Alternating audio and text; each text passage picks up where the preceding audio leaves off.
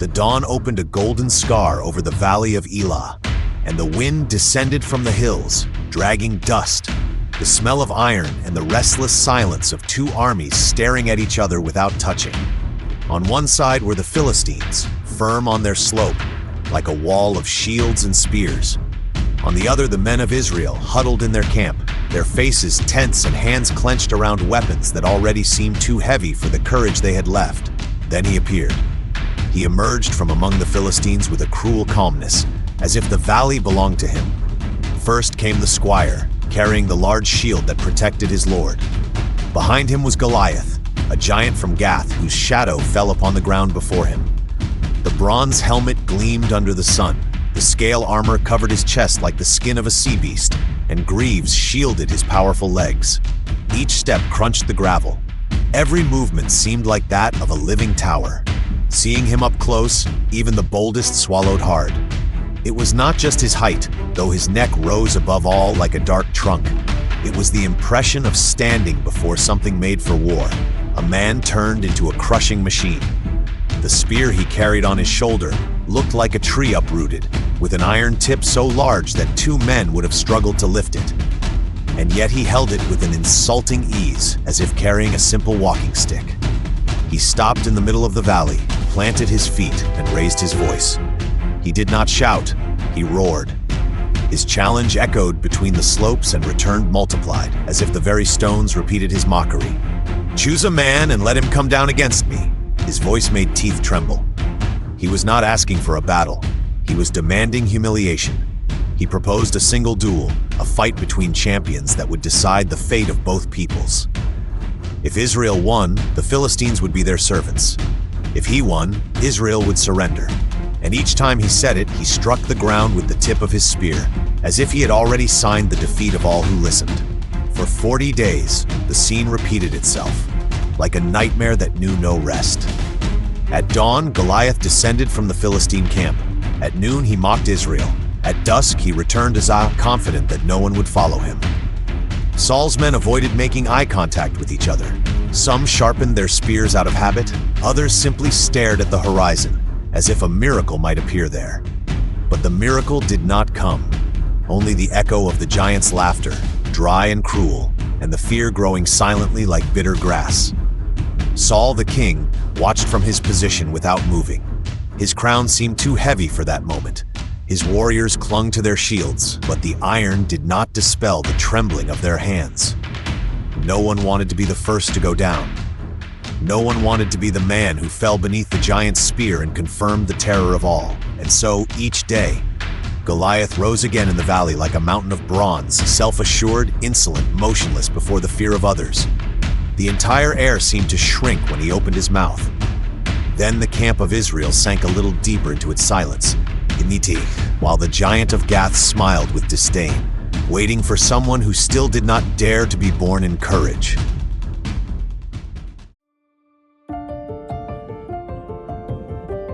Then, between one roar and another from the giant, an unexpected figure appeared on the dusty path leading to the camp. It was a boy from Bethlehem, slender and light like a young branch, with suntan brown skin and dark brown hair tousled by the wind. He wore a simple shepherd's tunic, a worn cloak over his shoulders, and a sling hanging by his side. In his arms he carried provisions, bread, some roasted grain, and cheese for his brothers, just as his father had commanded him. David moved among the carts, the shields propped up, and the still tents. And the closer he got to the battle line, the stranger that stillness seemed to him. There were no jostling spears or clashing swords, only men hiding behind fear. The entire valley seemed to hold its breath. Then he heard Goliath's voice. The taunt echoed from the Philistine hillside with the force of thunder. David lifted his head and saw the giant from Gath, enormous, armored in bronze, preceded by his armor-bearer and wielding a spear like a tree uprooted. Around him, the warriors of Israel recoiled with pale faces. The boy saw no glory in that, only shame. He could not understand how they could endure that man insulting the God of Israel and remain still. He left the provisions in the hands of another soldier and approached with firm steps. "What will be done to the man who defeats that Philistine?" he asked, his eyes fixed on the valley. "What will be given to the one who removes this disgrace from Israel?" The men looked at him as if he had spoken in a dream. "The king will give great riches," one replied, "and he will also give him his daughter, and his father's house will be free of burdens." David looked again at the giant. He did not do so with the gaze of an experienced warrior, but with that of someone who saw an intolerable injustice. "Who is that Philistine to challenge the army of the living God?" he said, and in his voice there was no arrogance, but a clean, almost luminous indignation. The news spread quickly. Some laughed, as if that shepherd were speaking too loudly for his size. Others, surprised by his courage, repeated his questions. Even his older brothers heard him and turned to him with annoyance. One of them, hardened by days of war and humiliation, harshly reprimanded him, accusing him of coming only out of curiosity and leaving his sheep behind. David, without raising his voice, sidestepped the offense like one dodging a randomly thrown stone. There was no insolence in him, but a confidence that seemed to come from another place. He kept asking, he kept listening, and the more he spoke, the more he grew certain that this battle was not just a matter of iron and muscle, but a blasphemy that had to be confronted. The questions reached the king. Saul, sitting under the weight of his crown and his fear, asked for the young man who dared to speak like that to be brought to him. When David was called, he left behind the dust of the camp and walked toward the royal tent with the same serenity with which a shepherd approaches the edge of a stream. And as he advanced, with his woolen tunic, his sling at his side, and a steady gaze, it seemed that the entire valley was watching that boy who still smelled of open fields, but already carried in his chest the courage of a storm.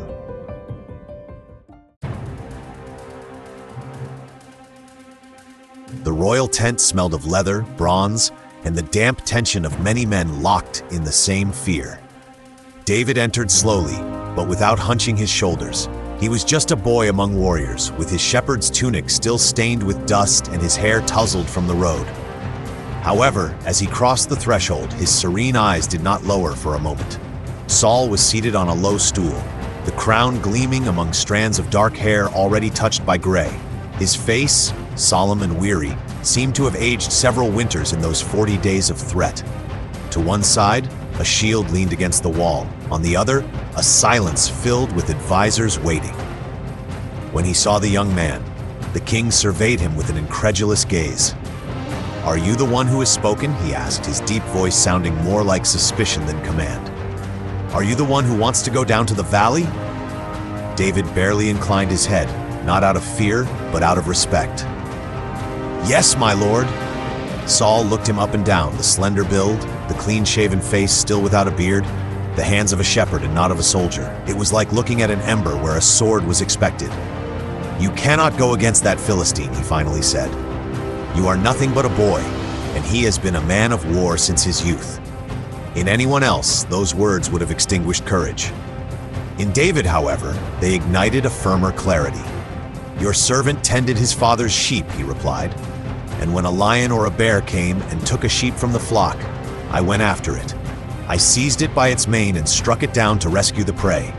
If it turned against me, I took it by the beard and finished it off. Thus I have delivered my sheep from its jaws." No one spoke. Outside, the wind struck the tent's canvas as if it too wanted to listen. David lifted his chin slightly and continued, now with a burning light in his eyes. "The Lord who delivered me from the claws of the lion and the bear will deliver me from this Philistine as well, for he has defied the army of the living God." Saul fell silent. For a moment, the king saw in that teenager something that his own armor could not provide, an unwavering conviction. It was not insolence, it was not madness, it was faith, bare and whole, like a stone yet to be thrown. "And do you really believe that the Lord will grant you victory?" Saul murmured, more to himself than to him. "Not my strength," David said, his name. The king leaned back slowly, the weight of fear still on his shoulders, but with a crack of hope finally opening in his chest. He looked at his servants, then at the boy, and made a decision that seemed too great for that tent. "Then listen well," he finally said, raising his hand. "If you are going to go out to the valley, you will not go alone." And with a solemn gesture, he called for his men to prepare him, as if that young shepherd were about to be dressed for a battle that no giant had foreseen.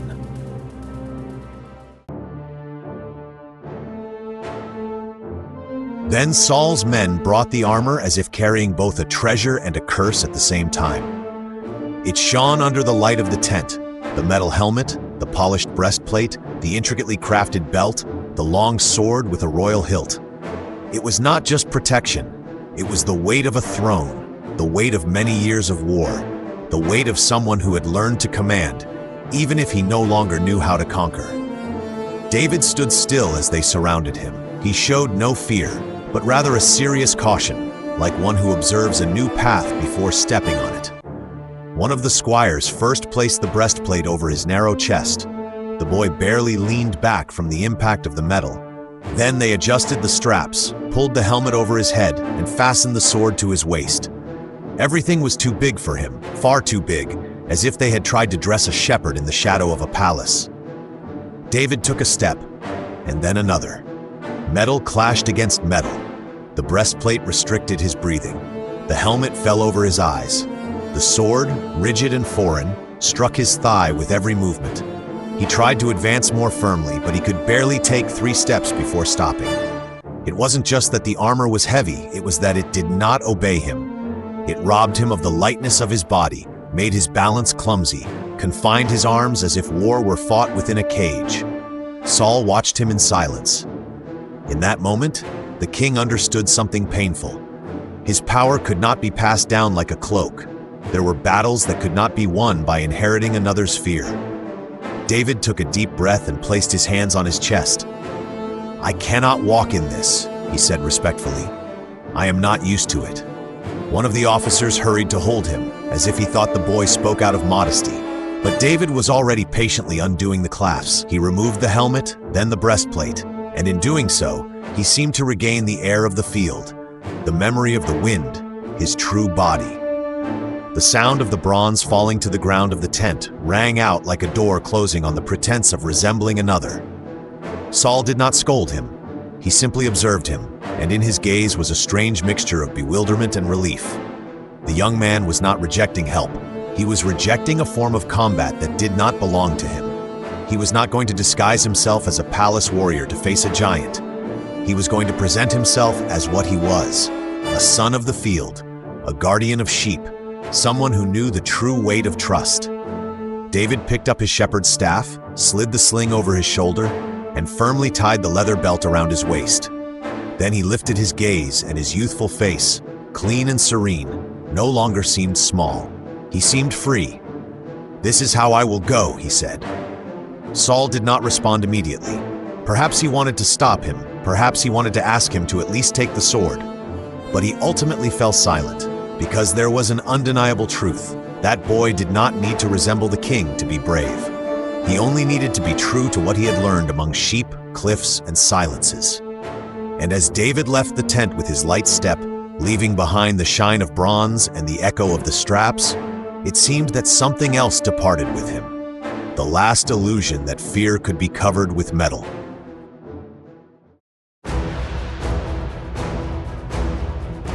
The air of the valley hit David's face as soon as he stepped out of the tent, and he felt his body belonged to him once more. Without the weight of armor, his steps were light again, almost silent, like a boy accustomed to climbing rocks in pursuit of a stray goat. He carried his staff in one hand and the sling hanging at his side, made of worn leather strips, humble and faithful like a tool born of necessity. He descended to the stream that crossed the bottom of the hollow. The water flowed with a fine murmur among the stones, unaware of the drama unfolding on its banks. David knelt and dipped his hand into the current, searching calmly, unhurried, as if he were choosing not only projectiles but also a destiny. The stones had to be smooth, rounded, balanced in the palm. 1, 2, 3, 4, 5. He stored them in the leather pouch with a serene, almost ritualistic gesture. As he did so, he lifted his gaze towards the valley. Goliath was still there, immense, mounted on his own arrogance. The squire preceded him with the great shield, and the giant, planted in the middle of the field, seemed like a living fortress. His bronze helmet gleamed under the sun. The spear rested beside him as if it were a war post torn from the heart of the mountain. David felt the real weight of what he was about to do, but he did not bend. He simply pressed the pouch against his waist and set off. Each of his steps seemed small against the immensity of the enemy, yet there was a firmness in his figure that did not need to grow to impose itself. He climbed the slope with the same calmness with which a shepherd ascends to find a lost sheep. With each stretch, the murmur of the Israelite army grew weaker behind him. No one dared to follow him. Only the wind accompanied him, stirring the wool of his tunic and the dark hair on his forehead. When Goliath saw him approaching, he squinted, and first came the laughter, a thick laugh, full of contempt. "Am I a dog that you come at me with a stick?" he roared, raising his voice so that the entire valley could hear. David did not respond with fear or anger. He stopped at a prudent distance, balanced the staff under his arm, and raised his gaze to that hard-featured face with a prominent jaw. The giant cursed his name aloud, invoking his gods and promising to turn him into food for the birds of the sky and the beasts of the field. The squire tensed. The Philistines watched with a mix of mockery and anticipation. Then David spoke. His voice, though younger and smaller, did not tremble at all. "You come against me with sword, spear, and javelin," he said, "but I come against you in the name of the Lord of hosts, the God of the armies of Israel, whom you have defied." The words floated over the valley with a strange force, as if the air itself had grown denser. David reached into the leather pouch, took one of the stones, and placed it in the sling with a swift movement, learned from countless afternoons in the field. He planted his feet on the ground, raised his arm, and began to whirl the sling in the air, his whole body transformed into precision. Goliath took a step forward, and the ground seemed to groan under his weight. David continued to spin the cord, fixed on the giant's forehead, with attentive eyes, measured breath, and his hand already free of all doubt.